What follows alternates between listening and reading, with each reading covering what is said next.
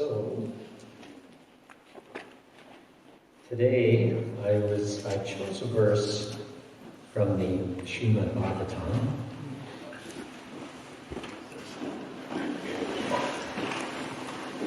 And it's in Canto 4, chapter 22, text 24. And the chapter is entitled Prithu Maharaj's Meeting with the Four Kumaras.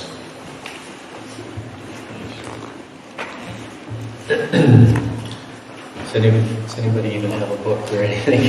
I guess I'll just chant the Sanskrit then. Ahimsaya paramahamsya charyaya smrityam kunda charipatra sindhuna yamair akamair niyamaish chapyanindaya nirhaya dvandva titikshaya cha.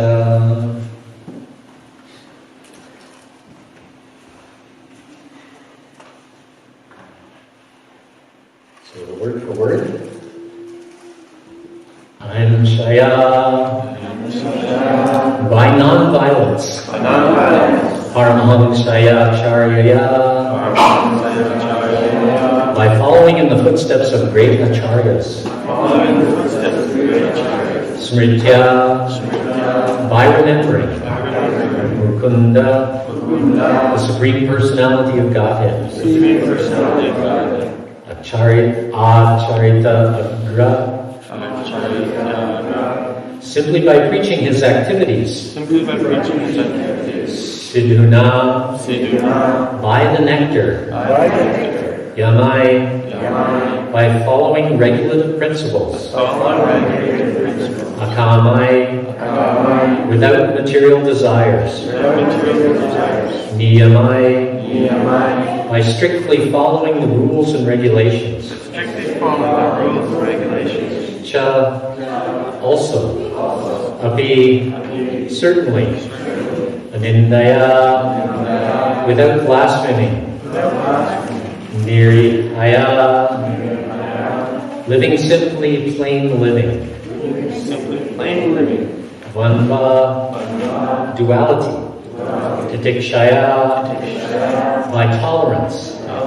Cha, and. Translation by Śrīmad-Bhāgavatam and purport. A candidate for spiritual advancement must be non-violent, must follow in the footsteps of great acharyas, must always remember the nectar of the pastimes of the Supreme Personality of Godhead, must follow the regulative principles without material desire, and, while following the regulative principles, should not blaspheme others. A devotee should lead a very simple life and not be disturbed by the duality of opposing elements. He should learn to tolerate them. Please repeat. A candidate for spiritual advancement must be non-violent. Must follow in the footsteps of great acharyas. Must always remember the nectar of the pastimes of the Supreme Personality of God. Must follow the regulative principles without material desire. And while following the regulative principles, should not blaspheme others. A devotee should lead a very simple life and not be disturbed by the duality of opposing elements. He should learn to tolerate them. Purport. The devotees are actually saintly persons or sadhus. The first qualification of a sadhu or devotee is ahimsa, or non-violence. Persons interested in the path of devotional service or in going back home, back to Godhead, must first practice ahimsa, or non-violence. A sadhu is described as titikshava karunika from the Bhagavatam 3:25-21. A devotee should be tolerant and should be very much compassionate toward others. For example, if he suffers personal injury, he should tolerate it.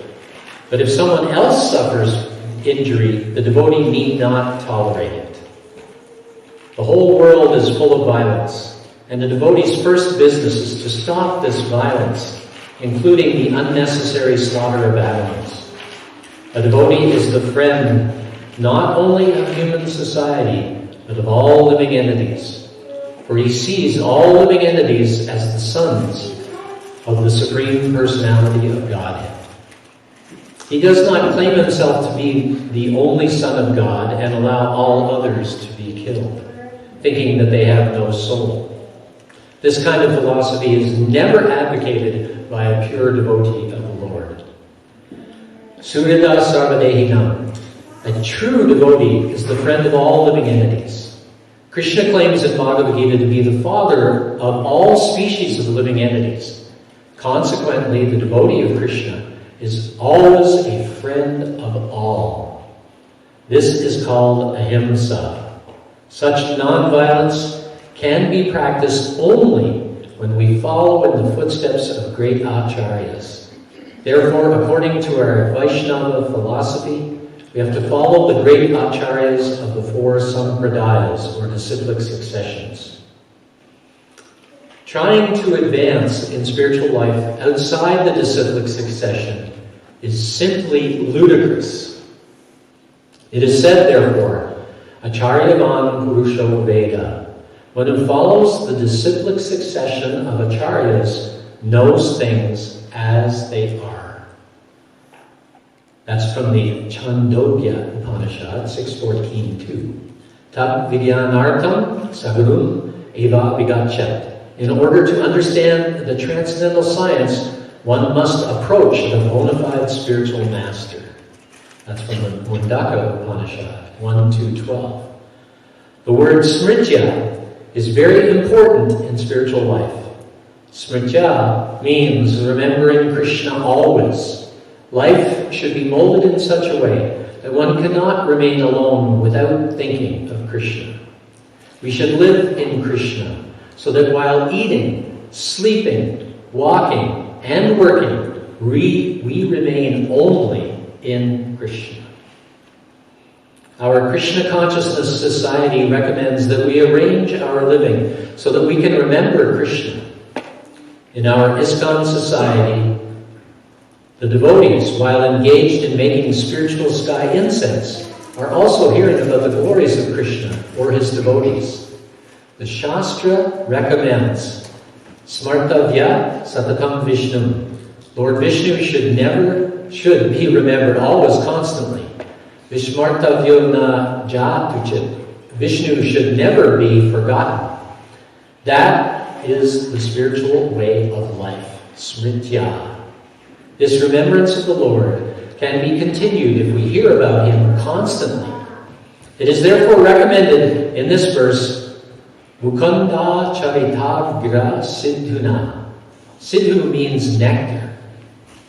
To hear about Krishna from Śrīmad-Bhāgavatam or Bhagavad Gita or similar authentic literature is to live in Krishna consciousness. Such concentration in Krishna consciousness can be achieved by persons who are strictly following the rules and regulative principles. We have recommended in our Krishna consciousness movement that the devotee chant 16 rounds on beads daily and follow the regulative principles. That will help the devotee be fixed in his spiritual advancement in life. It is also stated in this verse that one can advance by controlling the senses, yamai. By controlling the senses, one can become a Swami or Goswami. One who is therefore enjoying this super title, Swami or Goswami, must be very strict in controlling his senses. Indeed, he must be master of his senses. This is possible when one does not desire any material sense gratification. If by chance the senses want to work independently, he must control them.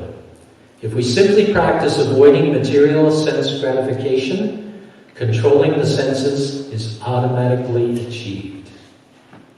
Another important point mentioned in this connection is anindaya. We should not criticize others' methods of religion. There are different types of religious systems operating under different qualities of material nature. Those operating in the modes of ignorance and passion cannot be as perfect as that system in the mode of goodness. In Bhagavad Gita, everything has been divided into 3 qualitative divisions. Therefore, religious systems are similarly recognized or similarly categorized. When people are mostly under the modes of passion and ignorance, their system of religion will be of the same quality. A devotee, instead of criticizing such systems, will encourage the followers to stick to their principles so that gradually they can come to the platform of religion in goodness. Simply by criticizing them, a devotee's mind will be agitated. Thus, a devotee should tolerate and learn to stop agitation. We're getting near the end. Another feature of the devotee is nirihaya, simple living. Niriha means gentle, meek, or simple.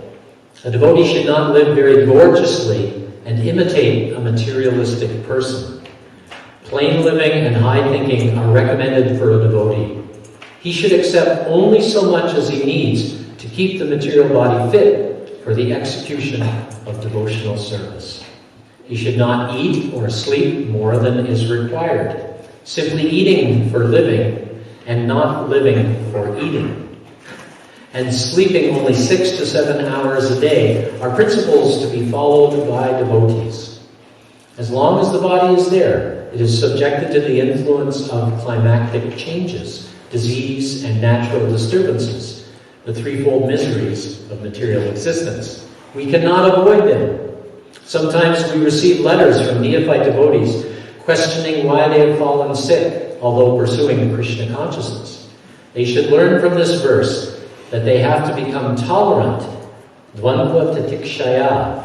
This is the world of duality. One should not think that because he has fallen sick, he has fallen from Krishna consciousness. Krishna consciousness can continue without impediment from any material opposition. Lord Sri Krishna therefore advises in Bhagavad Gita 2.14, Tangs tatikshashvavarata. My dear Arjuna, please try to tolerate all these disturbances. Be fixed in your Krishna-conscious activities. Om Jnana-Timirandasya Gyananjana Shalakaya Chakshura Militam Dinam Tasmai Shri Guruve Namaha. Vanchkalpatarubhyascha Kripasindhuvyeva cha Patitanam Pavanebhyo Vaishnavebhyo Namo Namaha. Jaya Shri Krishna Chaitanya Prabhu Nityananda Shri Advaita Gadadhar Srivasadi Gaur Bhaktivinoda Hare Krishna Krishna Krishna Hare Hare Hare Rama Rama Rama Hare Hare.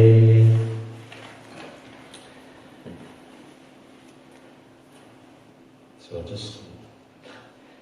a candidate for spiritual advancement must be non-violent, must follow in the footsteps of great acharyas, must always remember the nectar of the pastimes of the personality of Godhead, must follow the regulative principles without material desire, and, while following the regulative principles, should not blaspheme others. A devotee should lead a very simple life and not be disturbed by the duality of opposing elements. He should learn to tolerate them. So, because it is Balaram's appearance day, and it does instruct us here to remember the pastimes of the personality of Godhead. And Lord Balaram, Srimad Bhagavatam states in one place that Lord Balaram is Krishna, but whitish color. So, Balaram is this son of Rohini. He's known as Rohini Nandana. And he is the older brother of Krishna. And does anybody remember any nectarine pastimes of Lord Balaram? Can anybody share any pastimes. Everybody's looking at me. Well, I know that there was a time when, after Krishna left Vrindavan, that Lord Balaram returned to actually, the devotees were, and the gopis especially, were constantly lamenting that Krishna was no longer in Vrindavan. Of course, Krishna never leaves Vrindavan, but to their vision, he wasn't there. And they were constantly lamenting, where is Krishna? Where is Krishna? And so to appease the gopis, Lord Balaram came and actually enjoyed the rasa dance with the gopis. So this is a very wonderful pastime of Lord Balaram as the Supreme Personality of Godhead. There's the pastime of Jamuna Devi showing her reluctance towards Lord Balaram. And so he took his plow and dragged her, and I guess created various tributaries. Well, he threatened to do it. Yeah. Actually, I think that was during the rasa dance, wasn't it? He was intoxicated. And he wanted to bathe in the Jamuna, but the Jamuna wasn't close, so he dragged Well, she didn't want it because he was intoxicated and doing all these things. So she felt he was too degraded to bathe in the water. Balaram decided to teach her a lesson by dragging her, threatening her. So, but when she saw she was threatened in that way, she voluntarily came and begged forgiveness and came a little closer to Balaram. And Lord Balaram also, it's interesting that in the pastimes, and Maharaj, it just so happens, will be presenting a play this weekend. It's just dramatical reading tomorrow. Oh, dramatical reading. Okay, so he's presenting a dramatical reading, and it has to do with Krishna and Duryodhana. And we often think of Duryodhana as being a real demon, you know, that he was a horrible person and really had no right being on the throne, and he deserved to die, you know. But in a sense, Duryodhana was actually quite a marvelous king. You know, he treated the Brahmins very nicely. He would, whenever a Brahmin would ask him for anything or would come to him, he would give everything to that Brahmin. And in fact, didn't he have a special weapon that he could use in the Battle of Kurukshetra, but somebody came disguised as a Brahmana, this is sort of coming back to me, and begged from him something, and or was that... It was restored to 5 arrows. Huh? It was restored to 5 arrows. Because Duryodhana was blaming Bhishma that he'd been fighting for so many days, and you hadn't killed anybody. Right. So then he said, okay, you take these 5 arrows are meant for the Pandavas. Tomorrow I will shoot each arrow and kill each Pandava. So Krishna knew that. So at night, you know, they would fight during the day and they'd be friendly during the night, during the evening. So sometimes they would even eat together and so forth. So Krishna said, you are Jew, Duryodhana owes you a favor.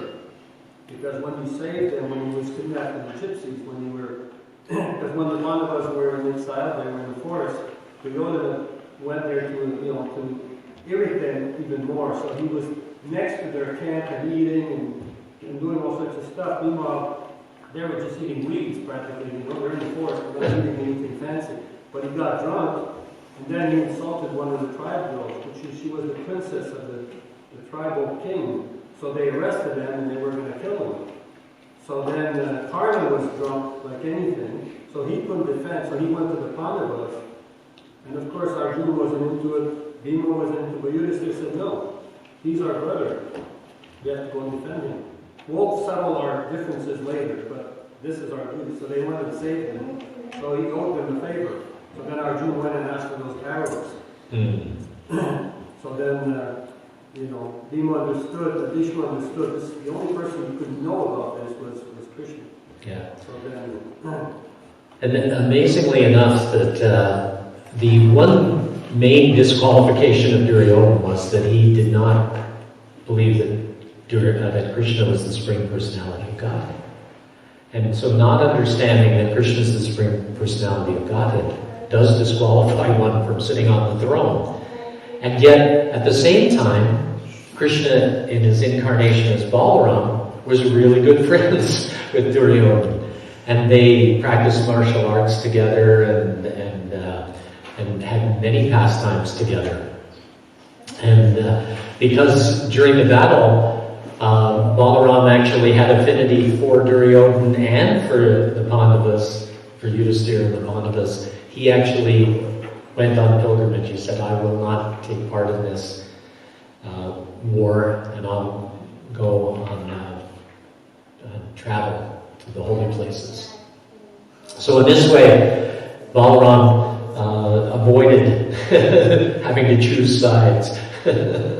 So even though, in one sense, Krishna was, and Krishna and Duryodhana sort of didn't see eye to eye, although Krishna does actually sit down with Duryodhana and tries to get him to see that, hey, look, the Pandavas are the ones who really solidly deserve to have the throne. And actually, even, the Pandavas had agreed that they would take just a small village and not even take the throne. But Duryodhana said, no, I will not even give them enough land that you could stick a pin into. So he was very much opposed to the Pandavas. But Lord Balaram was his friend. So such are the wonderful pastimes of the Supreme Personality of God. Does anybody have any other pastimes of Lord Balaram? Well, Duryodhana's daughter, Lakshmana, You need a microphone at the top line. well, Duryodhana's daughter, Lakshmana, she married Samba, who was Krishna and Jambavati's son. So they were close. I mean, real close in that sense, in relative. But, what happened is that Lakshmana didn't want Samba, but Samba kidnapped her. So the Kauravas got really upset, and they sent, several of them went out, and they kidnapped Samba, they arrested him. So meanwhile, in Dwarka, everyone's waiting, what's going on with Samba? He hasn't shown up for many days. So the Narada Muni came and told them, no, he's been arrested by the Kauravas. So immediately, several of them, who were saying and so forth, wanted to build an army and go and attack Hastinapur. But Balaram said, no. I know Duryodhana, he's my best student. I'll go there, work it all out. There's a little misunderstanding, but I'll straighten it all out. So he goes there with some advisors, some Brahmins and so forth. And he stays a little bit outside of the city to announce that some messenger goes and announces that Balaram's there. So they all come out, they're all happy to see Balaram, he's come and everything. But then Balaram orders them to immediately release Samba. So they start insulting and saying, what is this? You want who? Krishna? That kid was, playing in some tribal village in Vrindavan, being, taking care of cows, and he's killed Kamsa's one uncle. We don't even know how he became a king in Dwarka. He must have done some trickery and, somehow he's gotten something out there. But we're not giving him anything. It's like a shoe trying to wear the crown, So then Balaram, he threatened again with his plow to pull Hastinapur in the Ganges, in the Yamuna. And then when they realized that, they all ran, took Samba and Lakshmana, immediately put her and him in front and begged forgiveness, and Balaram was happy and pacified. So that's a nice little story, Balaram. There's one anecdote of Srila Prabhupada. After the Krishna Balaram deities were installed in Vrindavan, where Prabhupada, he asked some disciples, or one disciple, so who's more powerful, Krishna or Balaram? And I believe, that story? Srila Prabhupada said that Krishna was more powerful because Balaram was resting the meaning one. Pardon? Meaning one, yeah. In the Vrindavan temple, Balaram was a good 3 inches taller than Krishna. And of course we know or some of us may know the story of Dwidvit Gorilla. And Lord Balaram kills good gorilla, who was, he was very intoxicated and he was menacing Vrindavan. And he had, believe it was, he had this Shantaka jewel, right? And he was playing with it and everything, and so... That's a different story. That's a different story, sort of. Don't know about it. Yeah, Jambhavan, right. Anyway, he was really menacing all the devotees, and so Lord Balaram came in and you know, tried to get him to stop, and of course he just came and started, you know, doing all kinds of really gross things in front of Balaram, and so Balaram just plowed one. He was really disturbed because his friend, Vanasura, was killed by Krishna. So Right. that irritated him, and that's why he came to Vrindavan and caused all this trouble. Yeah. Yes, Sri. Well, I read that story of Prabhupada in his garden in Los Angeles. The day before, it was the first time I read the Prabhupada Krishna book. It was before I was a servant. I had gone to Los Angeles for Brahmin initiation. So, good luck, I became the Krishna book reader every day because the previous one had gone back to his temple. There were just 4 or 5 of us in the garden each afternoon around 5 p.m. And you just go in, and it was then that I learned the whole process of being with Prabhupada, what it's like how you just have to watch him all the time. He gives a lot of signals just with his body, with his eyes, with his hands. Anyway, Prabhupada handed me the Krishna book. He said, when Prabhupada tells you to read. So I'm holding it. And Prabhupada, go and sit down. We're all young, offer obeisances, and sit there and just wait for Prabhupada to say something. Chant, and then finally just go, that was it. It was look at you. Read. So I don't even remember what story it was, but it was a story of Krishna killing a demon. Columbus, maybe Columbus, I don't remember. But I'm just reading along. Everyone's listening, and Prabhupada's listening, and I came to the spot where he killed him. And Prabhupada just started laughing. Tears are coming down his eyes. So everybody just went into ecstasy because Prabhupada. But, you know, I was reading a story, but Prabhupada was seeing a story, you know, and he just got so into it. So I decided the next day, I'm going to read a story about a demon getting killed again, because Prabhupada, you know, really likes that. So I had my story already, and that was the story of the big gorilla. That was my favorite gross pastime. And I had it all figured out. When I read this certain line, Prabhupada's going to do the exact same thing. He's going to laugh and laugh and laugh. I just expected it, that this line was so funny that he couldn't resist, because I couldn't. So the day came, and I've got the bookmarker and the Krishna book. I'm nervous, you know, because I'm waiting. And I'm just watching Prabhupada. Finally goes, read. And I open it up.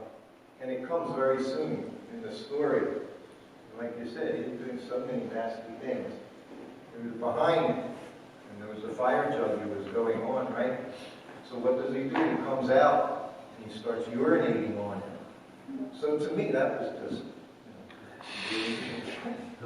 hilarious. So as I'm getting ready to read that line, I'm just filled with anticipation of what's about to happen. And I read the line. And Prabhupada did exactly what I knew he was going to do. He started laughing and laughing and laughing, tears in his belly shaking. When Prabhupada laughed, his whole body was to shaking. And tears, and he's slapping his knee. We call knee slapper, right? And he did exactly what I thought. And I never thought about it until just a few years ago. Like, did he just do that because I wanted him to? Or did it just happen? You know, I have no idea. But the fact that he did exactly what I thought that was even more hilarious. So then, the next day, I have to continue to read about demons. This is the best thing. So Prabhupada, as soon as we went in, all of our faces sat down, Prabhupada sat down, he looked at me, he said, read. And I had no story read. I didn't prepare. So I started flipping through the pages, just like I saw so many do afterwards. Now I'm flipping through. And Prabhupada said, anywhere. And then he said, Krishna is like a sweet ball wherever you bite. But we all did that same thing. We would say read, and we'd go where? Anywhere. But he did like those stories for sure. Prabhupada had this boyish mentality to it. Yes, Maharaj. Yes, it seemed that Prabhupada loved demon stories, demons getting clobbered. When the devotees presented the Ramayana in Mayapur, it was Lakshman, who's Balaram, and who cut off the nose of Shurpanakha, right? And so when that happened, devotees, whenever Prabhupada was at a drama, you'd see two dramas, the devotees on the stage, and looking at Prabhupada, how he's responding. So how he responded at that time to, I wasn't there, that was described to me by Dharma Pranaprabhu before he had a stroke. Prabhupada, he did a bit of knee slapping. But I also wanted to say that Balaram was one of those walking champions, like Vamana Dev or like Vidura, he walked all over because he didn't participate in the Kurukshetra war. He decided to go on pilgrimage and, visit all holy places and travel all over the place. So, we should take the example of Balaram. We're walking.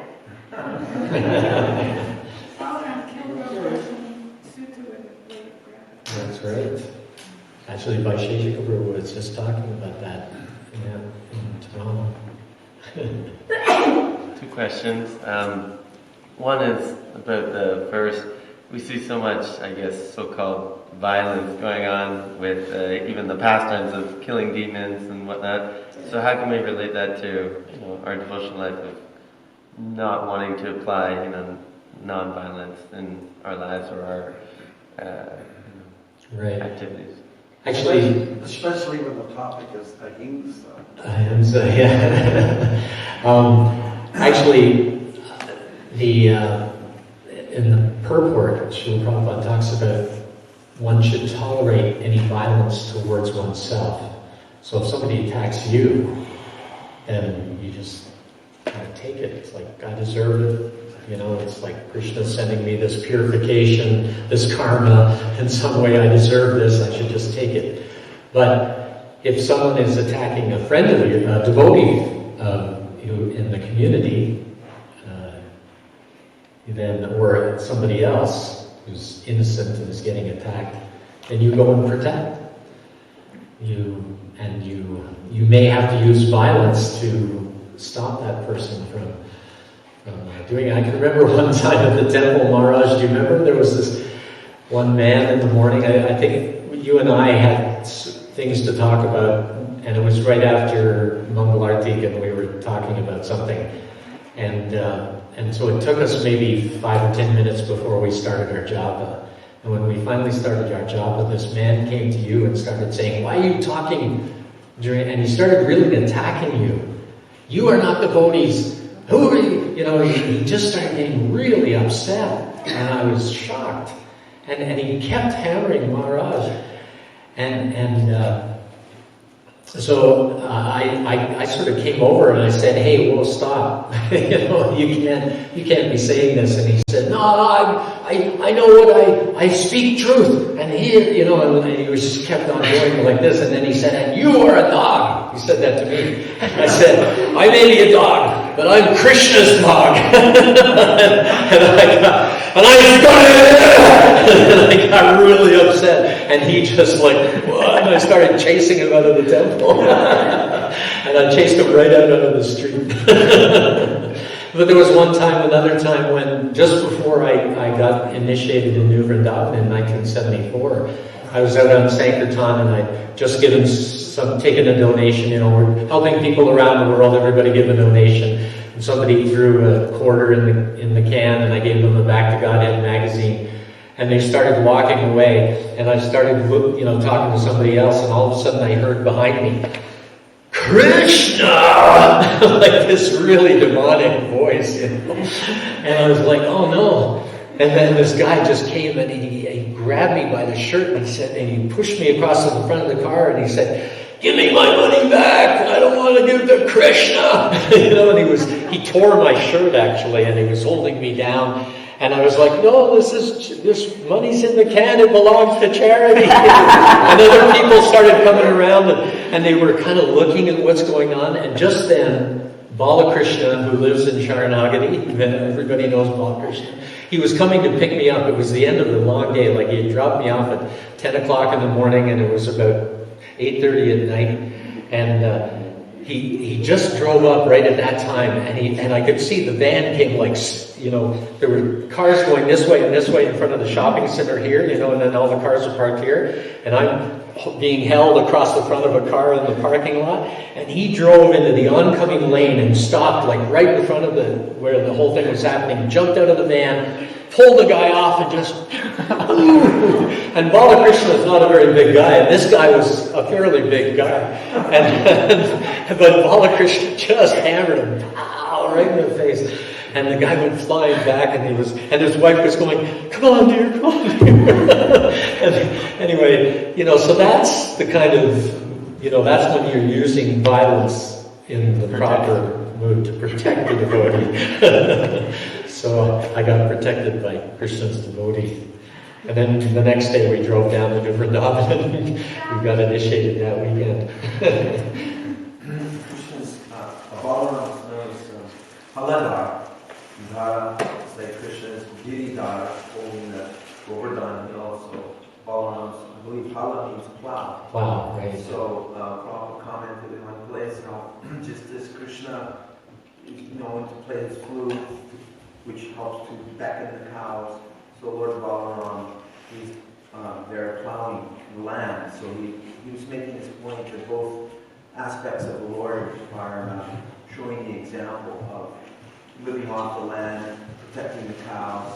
And so he was illustrating how it was important for us to develop rural communities, making reference to Balaram and Krishna like that. Okay.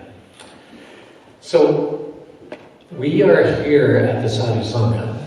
Vaishnava. The Vaishnava Sanga, yeah. Which is the equivalent of Sadhu Sangha, but I agree. It's called the Vaishnava Sanga. And it really is that we have actually a lot of sadhus with us. We have Mahatma Prabhu. It's a great sadhu that very much understands the practical application of Srila Prabhupada's instructions in our lives. Bhakti Marg Swami. Imposter. Who is extremely humble and has graced the land with his footsteps all over, following in the footsteps of Srila Prabhupada. He goes everywhere, giving people Krishna. And of course, Shrutakirti Prabhu, who had so much association with Srila Prabhupada and shares that association with us so that we can get a glimpse of some of the pastimes of Srila Prabhupada and his character, more of an understanding of Srila Prabhupada's character. Of course, Prabhupada's character comes through in his books, it comes through in his lectures, but to hear people that actually saw Srila Prabhupada, it kind of puts you more in that you were sitting there in front of him, watching it, all these things go on as well, so we thank you for that. So this Vaishnava Sangha is so important because we do get to associate with those older Vaishnavas. But we also get to associate with Vaishnavas on our level.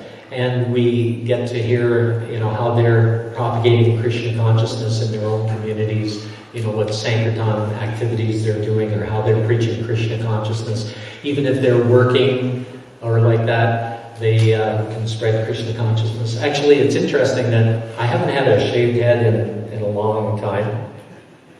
And I shaved my head to go to India this year and ended up not going. So but it felt so good, now I'm keeping it. I still have a job, and I work in the hospital. And so when I went the first day in the hospital with my shaved head, I had quite a few of the people going, what's with the haircut? Because they noticed I got a Sika on the back too, quite a sizable, I'm trying to work on a sizable Sika anyway. And they were all like, what's with the haircut? And I go, oh, haven't you heard? It's the Hare Krishna haircut. And they're all like, really? What's that? And so I said, oh yeah, it's the best thing. Next time you go to the barber, tell him to give you a Hare Krishna haircut. They were all laughing and stuff. But then I said, actually, Hare Krishna, we are practicing spiritual self-defense. And they're all like, what? Spiritual self-defense, what's that? And I said, well, every one of us is spirit. And we are eternal. We are not these bodies. And actually almost everybody because there's so many people out there who believe in God, it's really rare to run into a hard and fast atheist.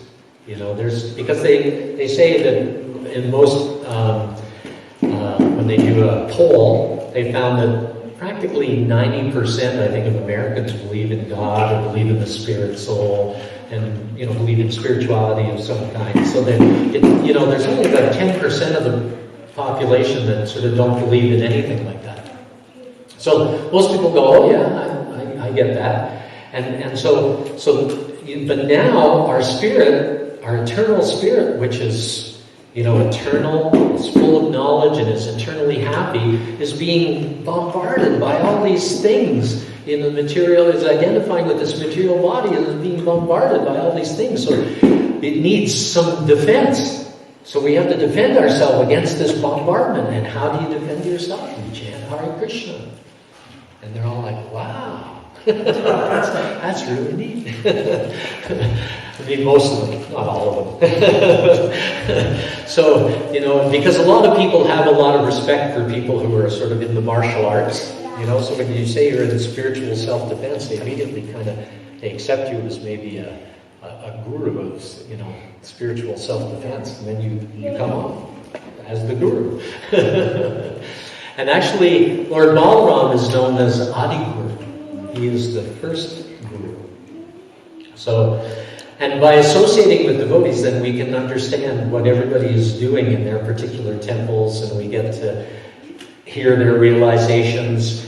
And then the wonderful thing that I love about this festival, because we go sometimes, to New Vrindavan for japa retreats or different things, I don't know if the Sadhu Sangha, we're in North Carolina.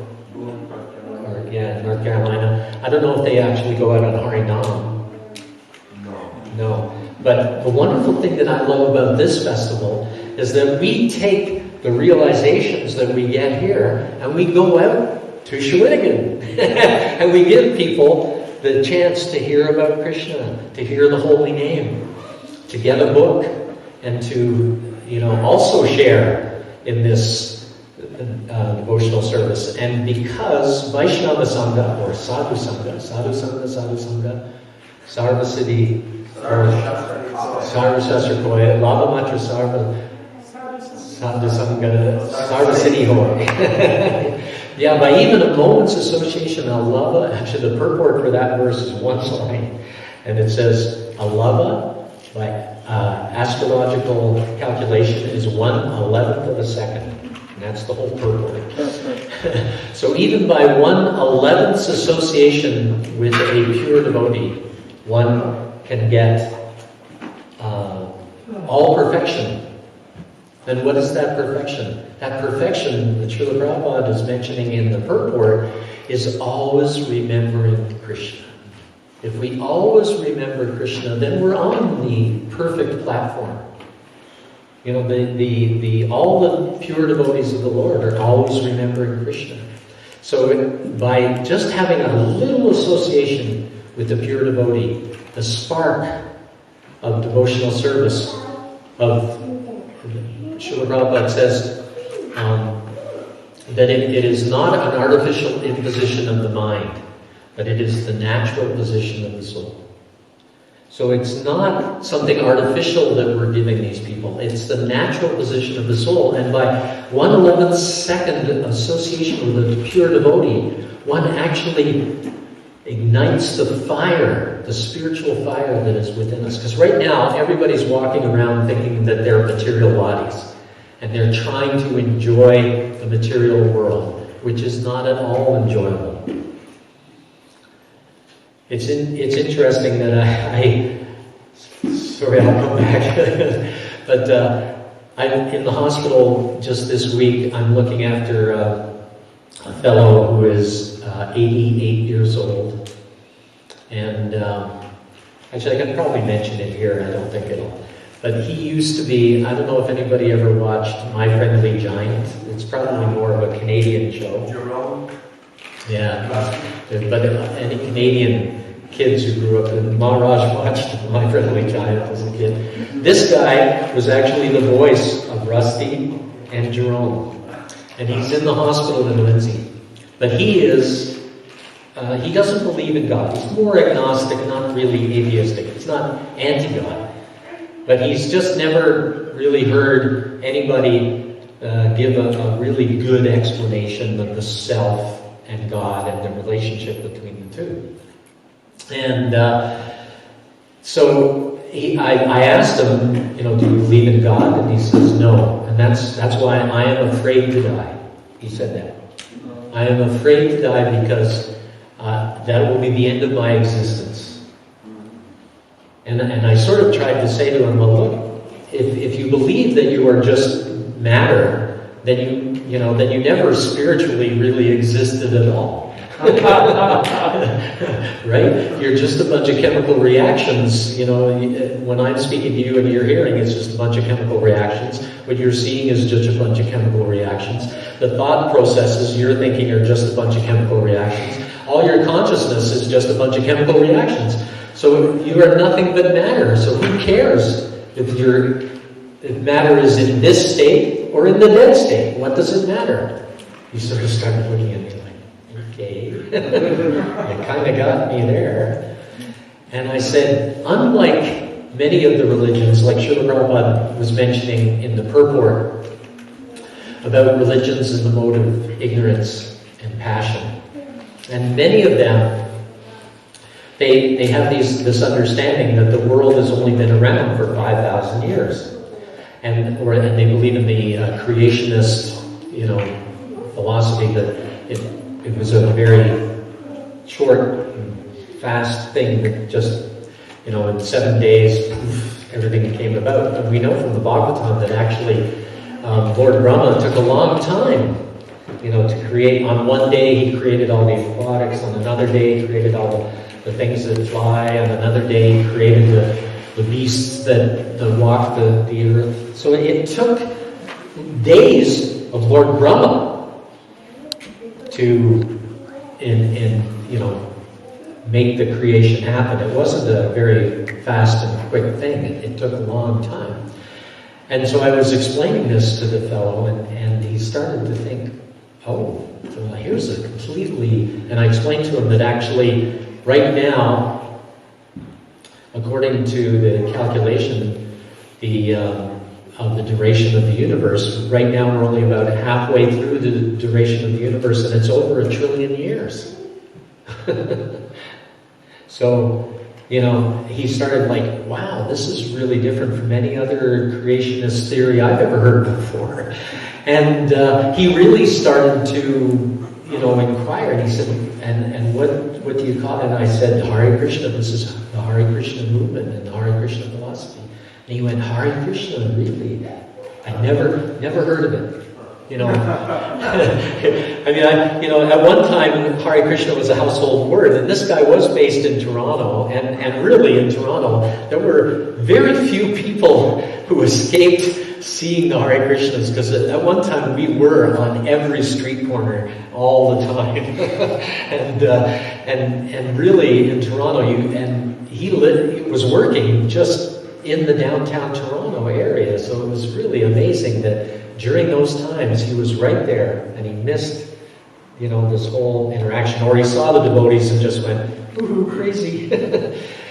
Anyway, somehow or other, he is now sort of hearing about Krishna, gradually sort of spoon-feeding him a little bit about Krishna, that he has very little time left in this world. It's only, he's on a breathing machine that, there's a hole in his neck that he breathes through. And he can still sort of get out a few words every now and then. And so it's a pretty one-sided conversation, which kind of helps when you're preaching. And but it just shows how, Krishna is there for everybody, and Krishna will arrange for us to hear what we need to hear. And so this festival, I find, is one of the best festivals, because it does allow us to get out there and give Krishna and to others, and to hopefully reduce the number of people that will end up on their deathbeds without ever knowing about Krishna. And Balaram. And Balaram, that's right. Thank you. You're welcome. Yeah, it's so important. And also, Krishna says in the Bhagavad Gita, Manushyanam sahasreshu kaschid yatati. Yes. Siddhaye. Yapratam apisidhanam kaschidhanam veditataha. Out of many thousands among men, one may endeavor for perfection. And out of thousands of those, one may achieve perfection. But even out of so many of those, only one will come to know me in truth. That's a little discouraging there. I was just wondering if just by 1/11th of a second association with the pure devotee, one can become Krishna conscious. So how does that? Oh yeah, thank you. So how do we make that work without thousands? One takes the opportunity out of those thousands, out of millions of birds. Right. So how does that happen? And at the same time, you only need 1/11th of a second, which means basically the blink of an eye. Right. So what does he give you in that blink of an eye? In that blink of an eye, he gives a glimpse of, because the pure devotee is actually mirroring, or is a pure via medium to Krishna. And so because he is showing Krishna through his personality, then you actually get a glimpse of the spiritual world just by that blink of an eye. If you blink an eye, you see a picture of Srila Prabhupada, you blink the eye. Actually, there's the story that came out just recently on I got it in my email. It was entitled, Please Don't Take That Book. And the story is that a brahmachari was going door to door somewhere, and he knocked on the door, and he was this was at the time when they were selling paraphernalia, and I think they were selling paintings at the time, and it might have been in Europe, I can't remember. And anyway, the woman just opened the door, and she looked at him and said, "Please don't take that book." And he was like, "What?" He hadn't even said anything. And she was like, "Please don't take that book." And he was like, "Sorry, I'm not sure what you mean." And she said, "Well, somebody just like you gave me a book about 5 years ago. And I can't be without that book, so please don't take that book away from me." And he was like, I'm not sure which book you mean, and it wasn't me. And I'm not here to take back the book, but do you mind showing me which book is so important to you? And so she went back into the house, and she came out with the Krishna book. And it has a picture of Srila Prabhupada on the back. And she said, and it was in Europe, because she said to this devotee in another language, she said, "I don't speak any English, and I can't read any English. But as soon as I saw the picture on the back of the book, this man gives me so much peace and so much happiness and has changed my life so much. And I sleep with his book beside my bed every night. And I can't be without his picture. So please don't take that book away from me. Isn't that amazing? So he was like, no, I'm not taking that book away. And by the way, I think he said we have a few more. and actually, I think he said now we have them in your language.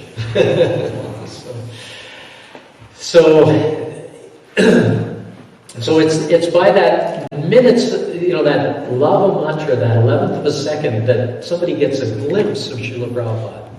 And by that glimpse, they are actually able to get a slight perception of what it's like to actually be spiritual.